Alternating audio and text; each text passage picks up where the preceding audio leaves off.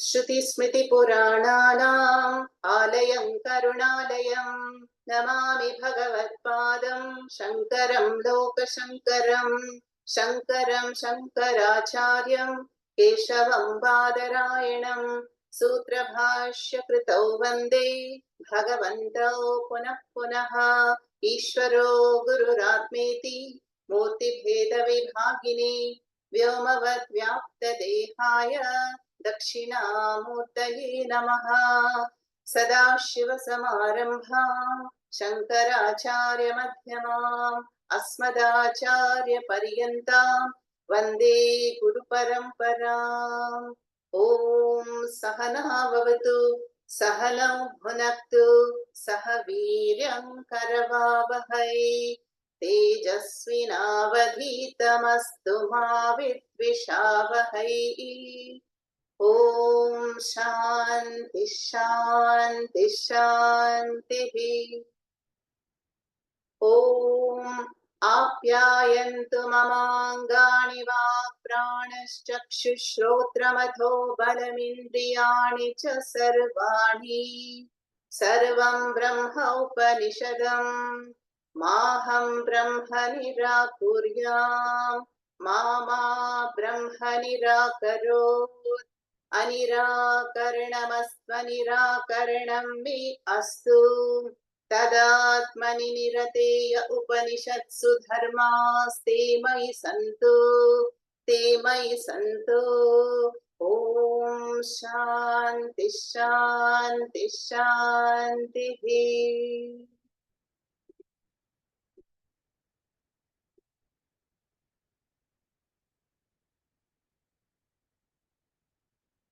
So we have completed the first khanda or the chapter of this short Upanishad called Kena Upanishad. And as you know, this Upanishad begins with a very mature student who asks an intelligent question. Kene shitam patati preshitam manaha. The student is anonymous and the Guru's name is also not available to us. So he asks, "O Guruji, is there an intelligent principle? Is there someone who governs and wills the conscious perception, sight, speech, hearing, the prana activities? How do these bodies are made sentient? By whom? Kena." And because of that first word Kena, by whom or by what, the Upanishad derives its name Kena Upanishad. And in response to that first mantra with this question, the whole Upanishad is the response by the Guru. And what does the Guru say? The Guru does not say that is Brahma, supreme reality. The Guru gives the answer in an indirect way. Says Shrotrasya Shrotram, Manasaha hi Manaha, Pranasya Pranaha, Chakshushaha Chakshuhu, and so on.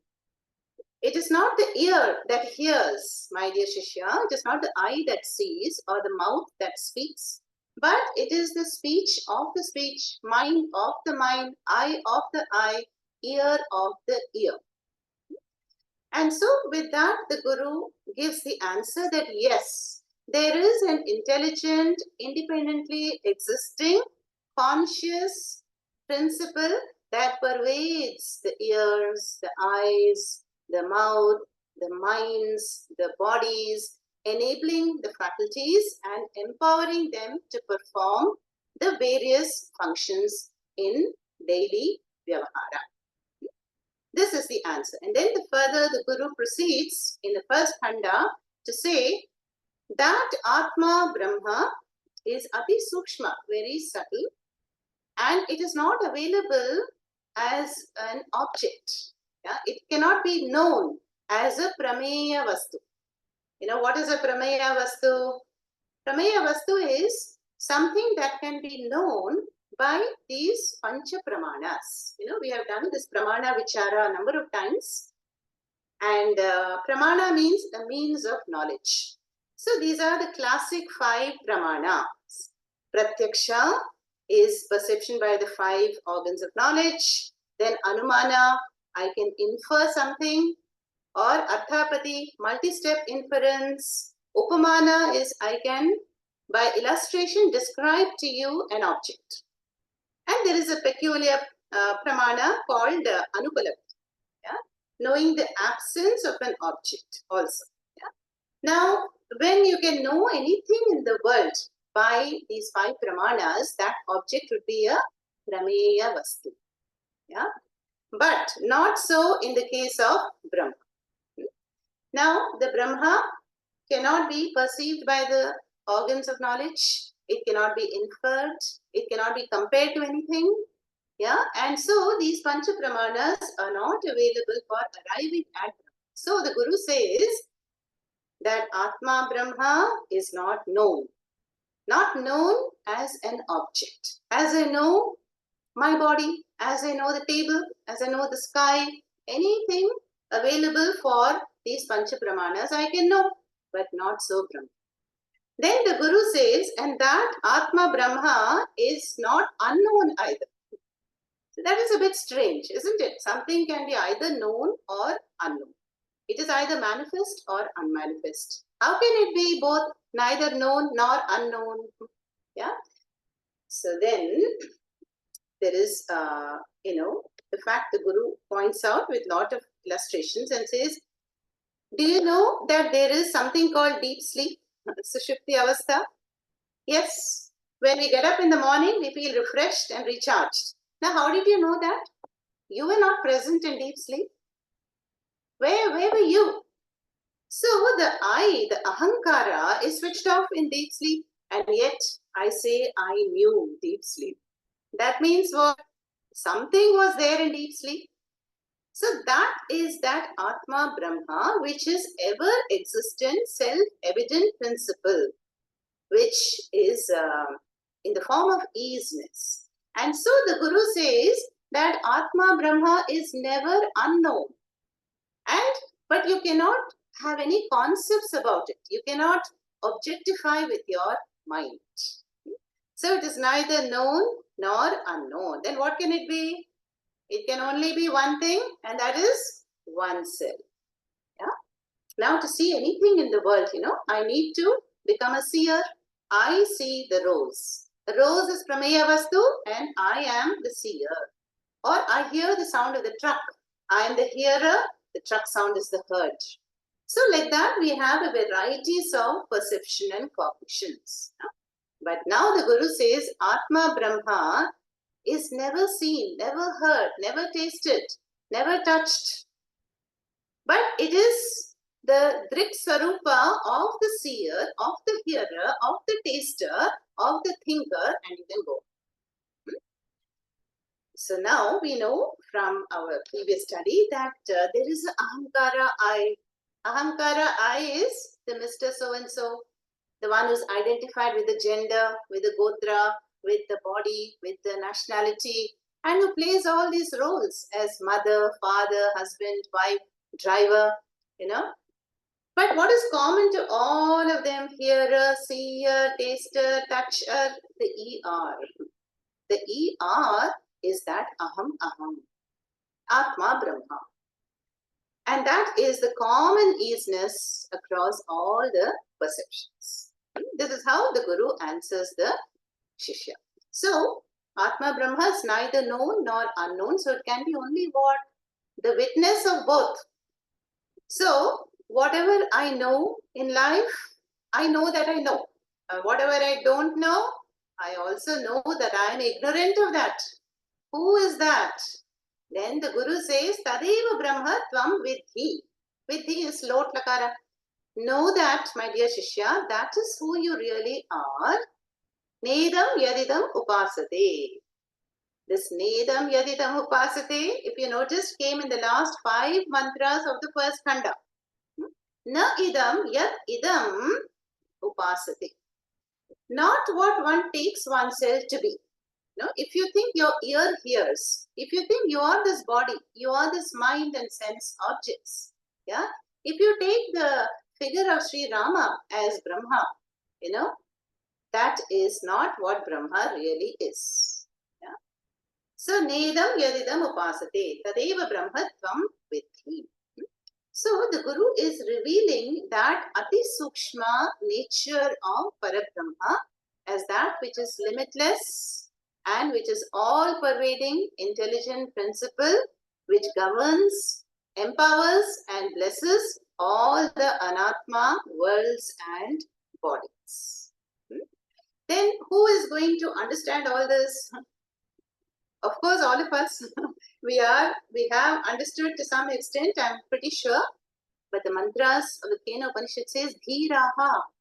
The Dhiras are the Vivekis. And the Vivekis are those who have awakened the Jnana Chakshu, the eye of discrimination, by Shravanam, Mananam, Nididhyasanam. So the more we expose our mind to the Shastras, then that inner eye of discrimination opens. That is what the third eye of Shiva is all about. And so they were Amritaha Bhavanti. And they become free from this Dvaita Buddhi mortality and gain moksha. So I am the Drik Swarupaha. This is what the Guru is trying to make the Shishya understand. So now what should be the Shishya's understanding? I am not so and so. I am not this perishable mortal being subject to aging, time, birth and death. Then who am I? Shishya should say, I am the ear of the ear, eye of the eye, mind of the mind, speech of the speech, and so on. Yeah? And that is where the first khanda ends. Now, we saw the last mantras that by which, the words are spoken. Like right now, how is talking happening for me? It is happening by the grace of Atma Brahma. How is listening happening for you? Same answer. The grace of Atma Brahma is enabling that faculty. And you can extend it to every function. Digestion, respiration, heart beating, thinking, willing, sleeping, dreaming. Everything happens by the grace of that Atma Brahma. Then, Nedam Yadidam Upasate. So that is whatever we define Brahma to be, that cannot be Brahma because it will limit the Brahma Tattvam. Yeah.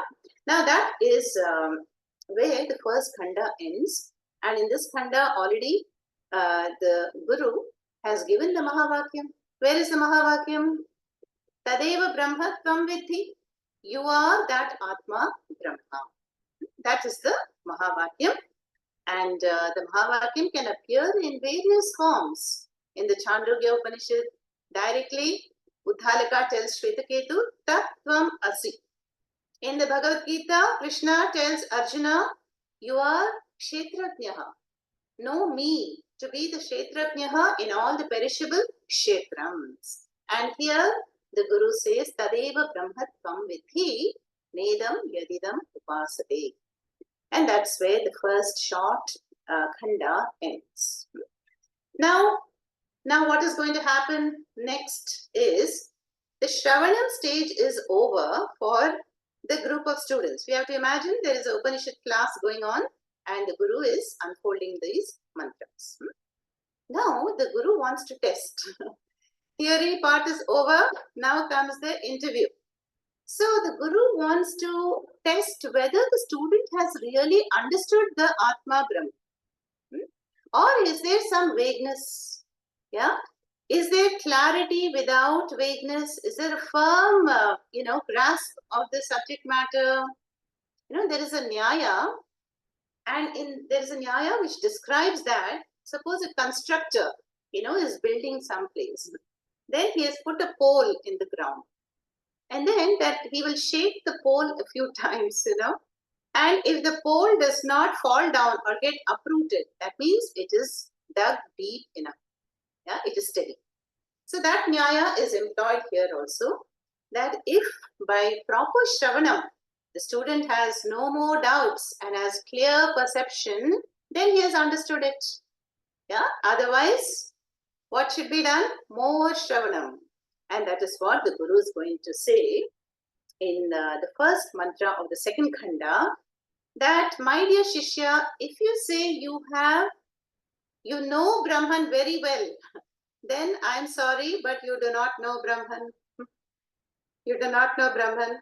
So now the student is in a strange situation. If he says, I know Brahma, then the Guru will challenge and say, no, you do not know Brahma. Yeah, just to test whether is he assuming that he knows Brahma as a topic, as a concept, as an object. Now, if the students say, I do not know Brahma, Gurudev, sorry, that is also not correct, because the Guru has patiently taught them, and they are all very adhikari students, and the student cannot remain silent also. So what is the student going to do? Let us figure out, let us see what happens in the second khanda. So now the student is going to say, I know and I don't know. Yeah, but for that, let us chant the first mantra of the second khanda.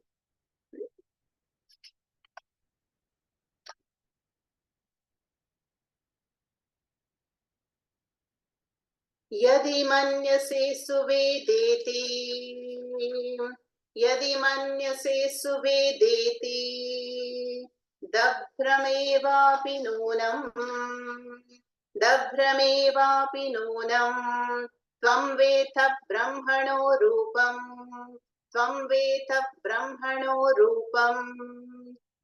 यदस्य देवेष्वथनो मीमांस्यमेव ते मन्ये विदितम् यदस्य देवेष्वथनो मीमांस्यमेव ते मन्ये विदितम्.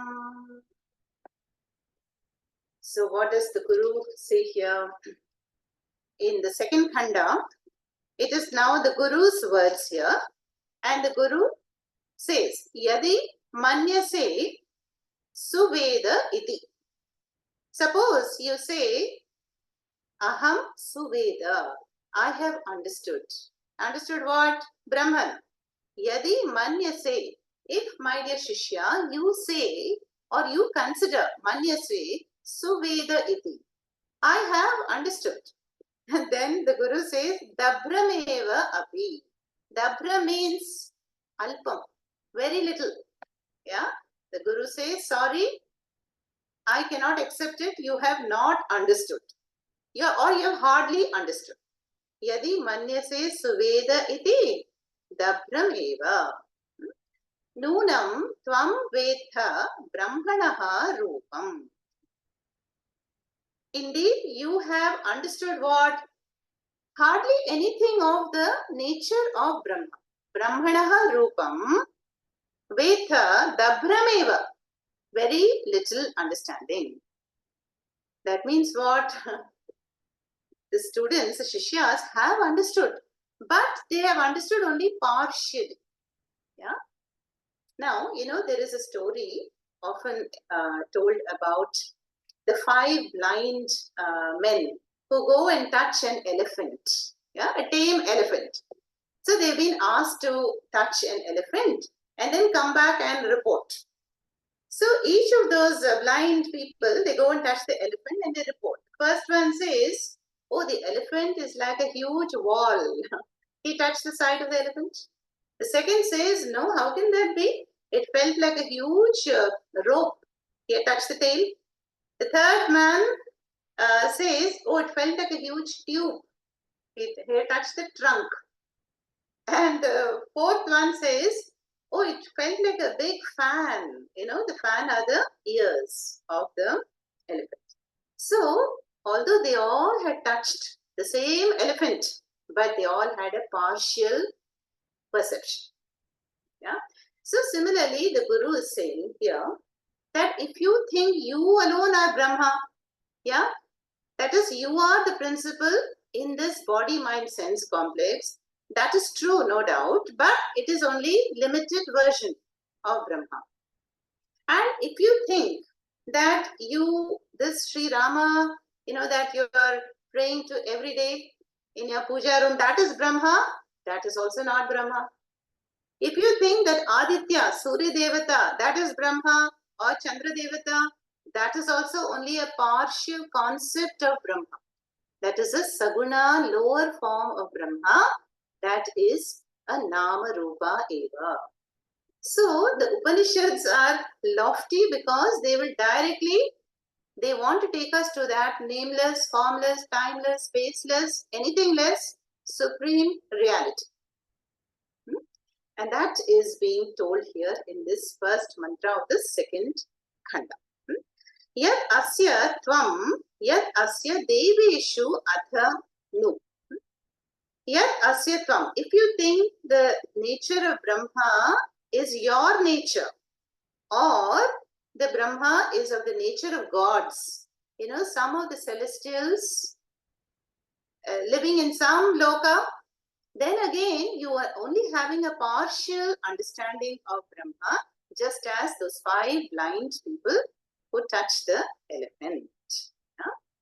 Yadasya tvam, yadasya deveshu atha. Because why is the Guru appearing to negate? Because he is trying to say that is only a manifestation of Brahma. It is a Nama Rupa manifestation, Saguna version. No doubt, we are all manifestations of Brahma. But the understanding should be that Brahma is that invariable, all-pervading, intelligent principle that is not only in this micro jivas, nor at the levels of celestial, but it is everything. It is like that water for all the waves. That is the understanding the Guru expects from the Shishyas. Then the last quarter, says, then what to do? How to understand that Brahma? Then the Guru says, Mimamsyam eva te. Te means tava. Tava means for you. So for you, I will suggest what? Mimamsa. Now, Mimamsa is a technical word which means analysis. Yeah, and Puja Swamiji would say Mimamsa means Pujita Vichara, sacred inquiry. That means what? Simply Mananam. We have to do Shravanam, Mananam repeatedly to get the clear understanding of Atma Brahma. You would have heard of Purva Mimamsa and Uttara Mimamsa, I'm sure. Purva Mimamsa is what? The one who analyzes the Vakyas, Veda Vakyas of the Purva Bhaga, Karmakanda. So they would be doing Mimamsa of the Purva Bhaga. But here Upanishads are in the Uttara Bhaga. So the Guru is saying you have to do Uttara Mimamsa. That is again and again do Mananam for one to have a complete understanding of Brahma and not a partial understanding of Atma Brahma. So what this simply means is that the Guru says, if you say you have understood Brahma very well, that means there is a likelihood that you assume you know Brahma. Yeah, you assume you know Brahma as a topic, as a concept, just at the level of the mind. But that is not the real answer that I am looking for. So the Guru wants the answer that it is Avasthatraya Sakshi, it is the witnessing awareness, it is the Satyam Brahma, it is ease, the easiness, invariable, constant in everything, and it is Anandam, limitless. So another story, which comes to our mind is quite a famous story, which Shankaracharya mentions in the Bhashyam, and that is about Indra and Virochana. Indra, is Devendra, king of the gods, and Virochana is the king of the demons. And both are sons of Prajapati. So now both of them know that they have to gain moksha only by getting Brahma Vidya. So they both approach the father and say, oh dear father, can you give us Upadesha on how we can gain this Brahma Vidya? And so Prajapati gives them a hint. Just like our Bhrigu in the Taittiriya Upanishad got, the hint from Varuna Devata. So like that, these two are given a clue by the father. And what does Prajapati say? He says, you both do Mimamsa. You meditate upon the Purushaha which is seen in the eye. The Purushaha or that being which you can see in the eye. That's it. That was the clue. So then, Virochana, of course, the king of the demons, is likely to be very identified with the body and the mind. Yeah. And so he returns and says, oh, that Purusha is me, is this one identified with the bodies. And of course, he is not entitled to moksha. Whereas Indra has got a more sattvic mind and, he is more committed in the pursuit. He returns to the father and says, Father, you give me some more clarification. So in the dialogue, then Prajapati gives him also more drishtantas, like how that is present in all the three states, Jagrat, Swapna, Sushupti, and so on. And then Devendra gets to the answer. So what this means is that if the mind is prepared and the Sukshma Buddhi is there, Samskrita Buddhi, then one can understand that Adi Sukshma Brahma, which is neither known as an object, neither is it unknown, because it is always known as oneself, as the self-evident Atma Brahma. But that Atma Brahma is not the Ahankara in the human beings, nor is it the Ahankara in the Devas. Yeah? It is the all-pervading Paramatma, which is attribute-free, which is not a product, and that is the answer the Guru is expecting. And so, so the Guru is saying that, even to have this partial understanding of Brahma is no doubt a great achievement. Yeah, as a result of Mimamsa. But you have to do more Mimamsa to get at the final total understanding of Atma Brahma. So, look at the mantra again. Yadi manyase suveda iti. If you think and conclude that you have known Brahma very well, then dabhrameva api nunam tvam vetha brahmanaha rupam. Then indeed you know alpam. You are still having a partial understanding, dabhrameva, of the rupa of Brahma. Yad asya tvam.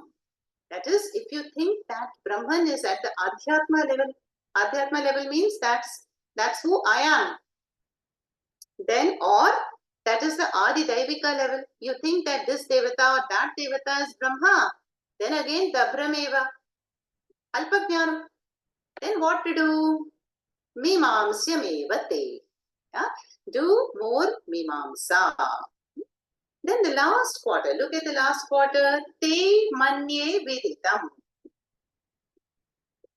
Manye viditam. Now, that manye viditam is said by the student. Now, the students are patiently and with a lot of shraddha listening to the Guru. So now, we have to imagine that the class is going on and the Guru is testing the students. But one student is very bold and courageous and stands up and says on behalf of the whole class, Manye Viditam.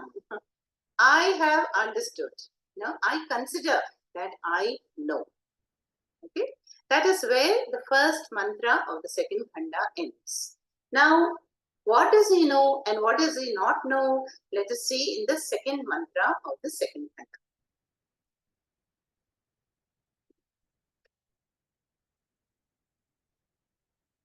So, in the second mantra, what does the student say? Naham manye suvedeti nona vedeti vedacha. Naham manye suvedeti nona vedeti vedacha. Yonastatveda tatveda nona vedeti vedacha. Yonastatveda tatveda nona vedeti vedacha. Naham manye suvedeti no na vedeti vedacha yonastatveda tatveda no na vedeti vedacha. Very, very contradictory language here. No, by now we all know that be it the Bhagavad Gita, especially the last Shatkam or the Upanishads, there will be a lot of paradoxical mantras. Katha Upanishad says that Brahma is Bahihi and Antaha, Dure, Antike. It is inside, outside. It is far, it is near, it is atomic, it is huge. Yeah. And here also we find it is not this, it is not that. So the language of negation is the way how that Brahma is being described. Because it is everything. To define Brahma would be to limit Brahma. It is not a prameya vastu. Yeah, then how to know it? Can one know it? Is it shunya? Shunya means non-existent. Yeah, zero. Yeah. Now, do you know the name? What a beautiful name zero has in Sanskritam. The digit zero is called pujyam. Pujyam, that which is revered. So this Atma Brahma is pujyam because it is the only thing that is ever existent. There is no non-existence for Atma Brahma. Natvevaham jatunasam natvam neme janadhipaha nachaiva na bhavishyamaha, says Krishna to Arjuna in the Bhagavad Gita. And Krishna, what did Krishna say? Arjuna, why are you afraid? Why are you hesitating? You cannot kill these warriors, and they can also not be killed. Why? Because you, I, and all these warriors, we were there in the past, we are there even now, and we will continue to be in the future. So obviously Krishna is talking about that Paramatatvam, Atma Brahma, which cannot be slayed and there can be no slayer. That is, it's neither the killer nor the killed. Atma. So same thing here. The second mantra is, the answer by the student.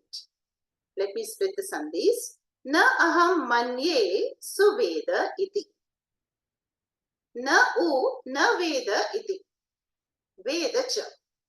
So split that first line into three parts. Na aham manye suveda iti. Na u na veda iti. Veda cha. Let's do line by line. So what does the student say? Na aham manye suveda iti. So student says, oh Guru, I do not say or I do not consider na aham manye suveda iti, that I know Brahma well. Yeah, I do not say that. Then na ud na veda iti, but I do not say that I don't know as well. Okay, so I did not say that I know Brahma well. Na aham manye suveda iti, na u na veda iti. Neither will I say that I do not understand or know Brahma. And the last two words is veda cha.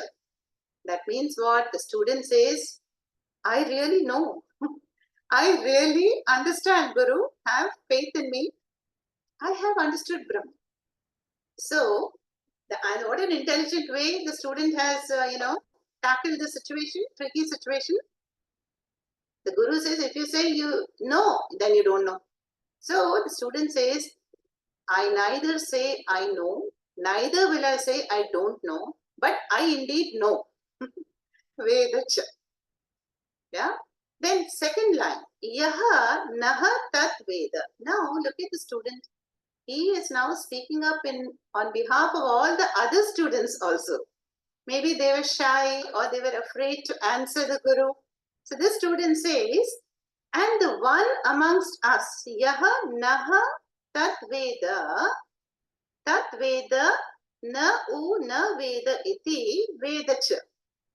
So anyone in this class, the remainder students, if they also can say the same thing that I did, tat veda na veda iti, that I do not know Brahma well as an object, nor do I not know Brahma.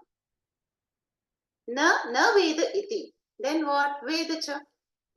They all also have understood, Brahma Tattva.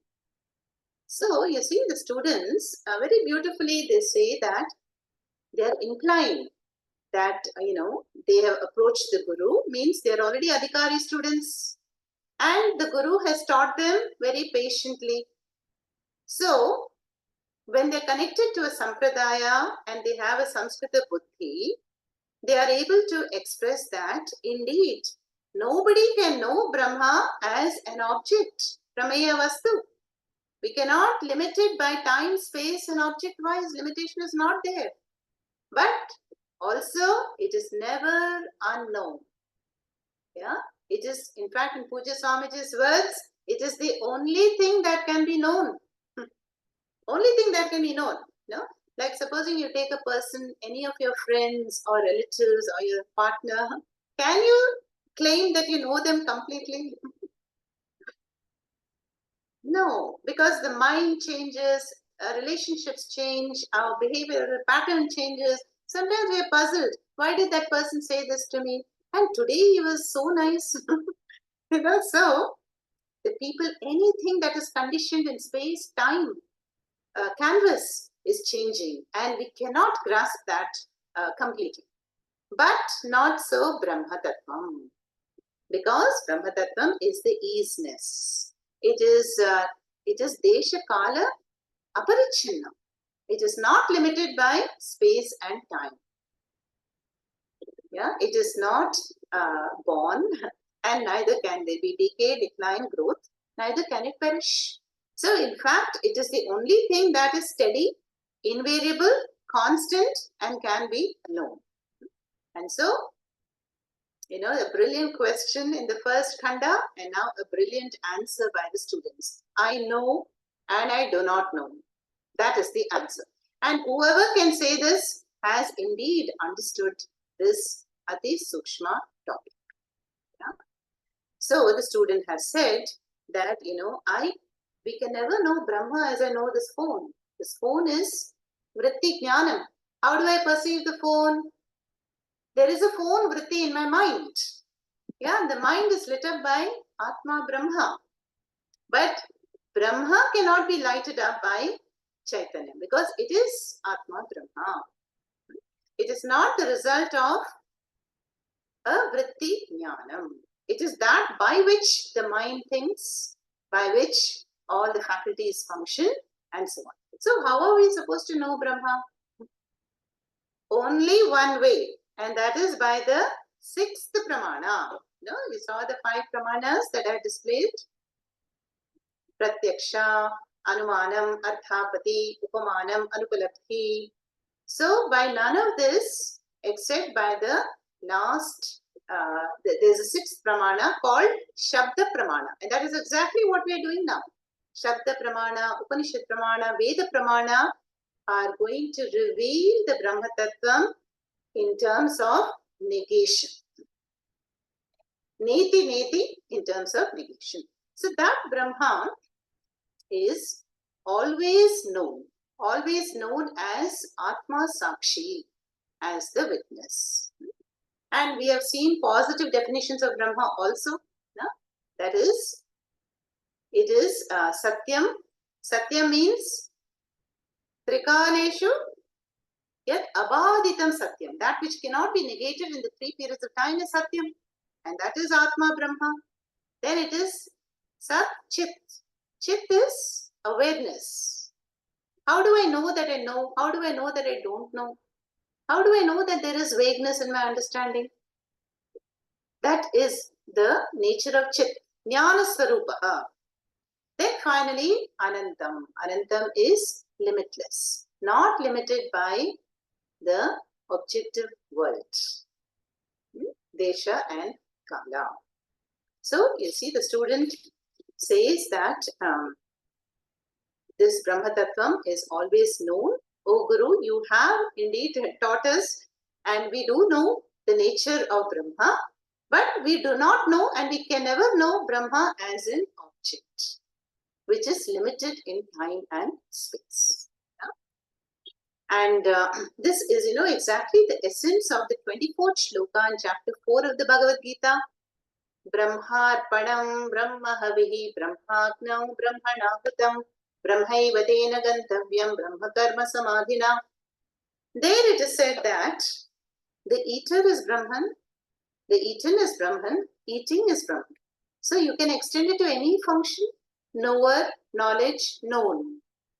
seer, seen, sight. So all of them are Brahman. So you can't say the seer is Brahman or that which is seen is Brahman, but the essence of all the three rolled into one is Satyam, Jnanam, Anantam, Brahma. So that Atma Brahma is really what? Nitya Aparoksha Vastu. There's also a technical word. Nitya Aparoksha means that is my Nitya Swabhava and which is always experienced. As one talks, along with the talking, I have to understand that Brahma Tattvam is there, inspiring, blessing, empowering the talk, faculty. So like that, Nitya Aparoksha is the nature of Atma Brahma. And very beautifully, the student is telling the Guru that, yes, we have understood, and Guru must be so pleased that indeed the students have given the right answer. What is the right answer? We know and we do not know. Yeah. So one should have the humility to say that I do not know. If I have not understood yet, then I will understand it in time. And that is why it is very important that we chant the Shanti Pathas or Dakshinamurti Stotram or Medha Suttam before attending to understand such a class. Yeah? And so the student says, I indeed do not know Brahma as an object, but we do know that as the witnessing awareness, the invariable constant, that is oneself. Okay? So that is the second mantra. And we'll just briefly go to the third mantra and then conclude.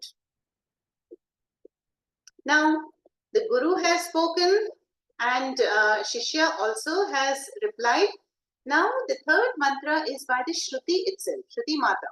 Yeah, that is the Kena Upanishad, sums up this discussion between the Guru and the student. Let us chant that mantra. Yasya matam tasya matam, yasya matam tasya matam, matam yasya na vedasaha, matam yasya na vedasaha, avijñātam vijānatam, avijñātam vijānatam, vijñātam avijānatam, vijñātam avijānatam.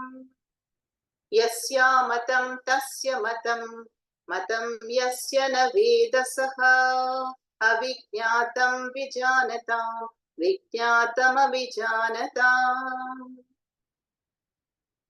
Now same thing, same concept is being expressed slightly differently in different words by the Shuddhi. Yasya amatam tasya matam. Matam yasya na veda saha.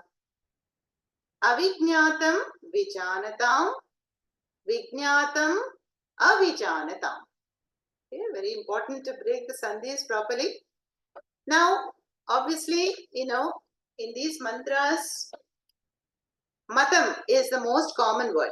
And matam comes from man dhatu. Man means to think or to consider. Yeah, aham manye we saw recently in the previous mantras. Here, matam is ikta pratyaya, understood. Matam means considered, understood. Now, let's see. Yasya amatam tasya matam. Matam yasya na veda saha. Avijñātam vijānatam, vijñātam avijānatam. So here, let's see the second quarter first. Matam yasya na veda. So matam yasya means for whom it is known. For whom Atma Brahma is known. That is the one who says, Aham Suveda, I know. Then what is Shruti says, Na Veda Saha. That person does not know. Same meaning as before. Dabhrameva api Veda. So matam yasya na vedasaha means the one for whom it is Brahma is known. That means the one who assumes that yes, I know Brahman. But really, what is the truth? Na Vedasaha. That person may have only a partial understanding, a conceptual understanding of Brahma. So Shruti says, Na Vedasaha. He does not know. Did you get the second quarter?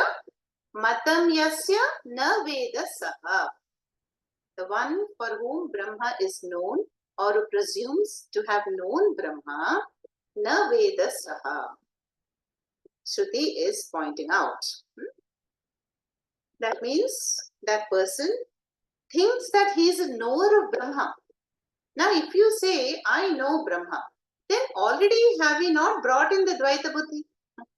I am the knower and Brahma is the known. But the reality is, both are Brahman.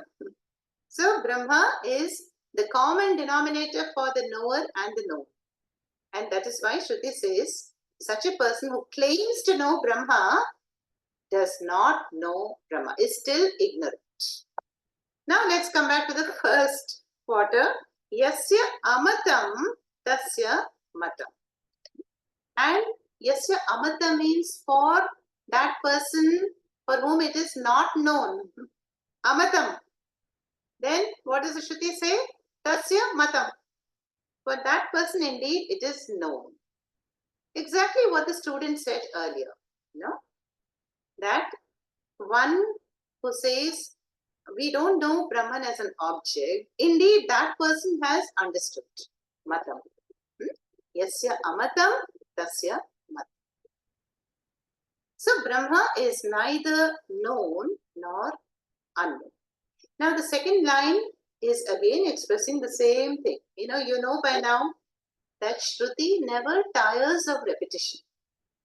It will repeat 1,000 times because even for an ordinary worldly topic, don't we need continuous efforts?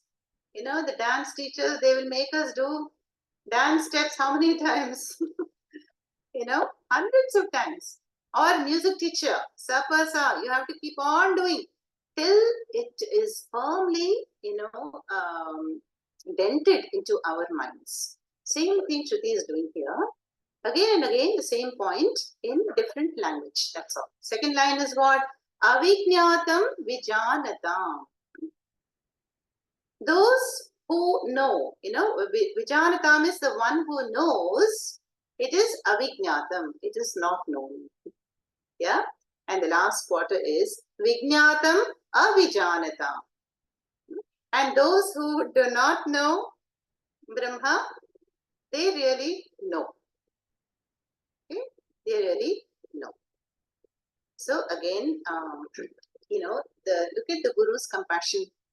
Guru does not give up and says that the one has to have a complete understanding of Brahma instead of partial understanding of Brahma. If you think you are Brahma or some god sitting in some loka is Brahma, then that is a partial understanding. These are only manifestations, Saguna Brahma versions, Nama Rupas, and wants to take us to that supreme, limitless height of the vision, Sarvam Kalvidam Brahma. Free from upadhis. Any upadhi you take, Brahma is free from that upadhi. So the teacher does not want the students to have a limited idea or understanding of Brahma or even the gods and goddesses. We have a number of festivals in our culture. Just now Navaratri went away. So did we not worship Durga, Lakshmi, Saraswati, Kali and all these Rakta, Bija, Destroyer, all these various forms? So now the Guru is saying they're all in the mind and the level of the mind. They're all conceptual understanding in the human mind. We have given them a certain form, weapons, lotus in the hand, and then we have decided what Naivedyam to offer, which mantra, which dhyana shloka, which ashtotara. Nothing wrong in this. It's a very intelligent way to connect to the Supreme Brahma through a Nama Rupa. But if I take that to be Brahma, then here Upanishad is pointing out, no, that is only a milestone. That is only a stage of understanding. That is not the complete understanding of Brahma. That's why in the previous chapter, in the last 5 mantras, we saw Tadeva Brahmatvam Vidhi Nedam Yadidam Upasate. Brahma is not that which one worships as the gods and goddesses, but it is that and beyond. It is beyond. So now the student has understood that the answer is indeed, Brahman is always known as the witnessing awareness. It is I, the Sakshi. It is never an object. That's why, Swamiji gave us that formula. B is A, but A is not B. That means what? The wave is water, but water is not wave. Water is the Adhara, Adhisthana, and pervades the wave and beyond. But the wave is a limited version, manifestation of water. Or the gold ornaments. The gold ornaments, each one of them is gold. But gold is free from any of the ornaments. Gold is not just the bangle or the earring or the anklet. It is gold. Yeah? So B is A is not B. So we have to understand that A stands for Atma. B stands for Namarupas. Okay? And that is also, the essence of the concluding mantra. Om Purnamada Purnamidam, that we say, that is Purnam, this is Purnam. If you take Purnam away from Purnam, Purnameva avashishyate. So the Upanishad points out that the essence of anything, any manifestation is Purnam. And let us understand that Purnam, fullness to be Brahma. And that Brahma is you. And not just the manifestation. So, our human Rupa is a manifestation. Devatas are manifestation. Anything in the world is a manifestation. But they are all like the waves, countless waves, which are limited in space and time. But the core essence of each and every manifestation is Brahma. Satyam Jnanam Anantam Brahma and Tadeva Brahmatvam Vidhi. You are that fullness. So that is how this Upanishad proceeds, but we will stop here for now and conclude. Om Purnamada Purnamidam Purnat Purnamudachyate Purnasya Purnamadaya Purnamevavashishyate. Om Shanti Shanti Shanti. Harihi Om Sri Gurubhyo Namaha. Harihi Om.